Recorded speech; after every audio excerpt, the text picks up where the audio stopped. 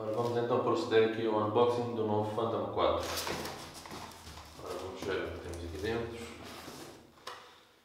Temos aqui uma das baterias extra que vem com este pacote. A segunda bateria extra. E aqui no interior temos então a caixa do próprio Phantom. Vamos pôr isto aqui de lado. Temos aqui a caixa de transporte do Phantom 4. Vamos abrir aqui isto.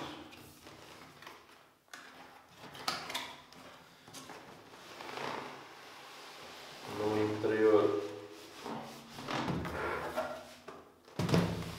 temos aqui uma outra caixa que servirá perfeitamente para transportar o Phantom. Uma caixa perfeitamente robusta, tem um fecho de segurança e uma pega, portanto pode ser transportada para qualquer lado. Para abrir, roda-se aqui este fecho e aqui temos o nosso Phantom 4.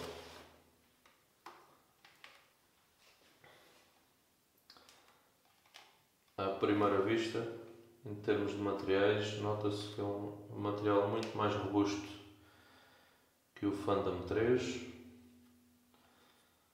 Temos aqui o apoio de segurança aqui da gimbal, muito mais prático. A bateria que vem com o Phantom.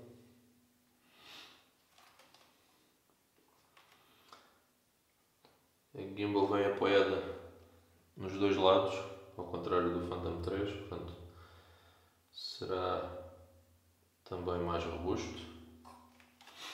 Vamos colocar isto aqui.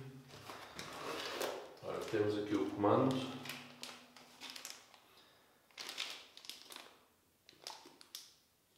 Que é muito semelhante ao do Phantom 3. Nota-se aqui um upgrade aqui no suporte, neste suporte que é metálico, enquanto no Phantom 3 era de plástico, mais robusto também. Agora teremos aqui os dois conjuntos das pás. Estas pás já não são de enroscar, portanto serão de empurrar para baixo e rodar e ficam logo presas.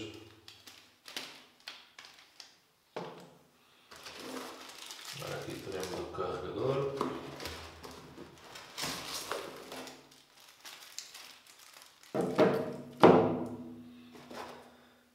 Aqui tem espaço para colocar as duas baterias extra, para além da outra que estará no próprio Phantom.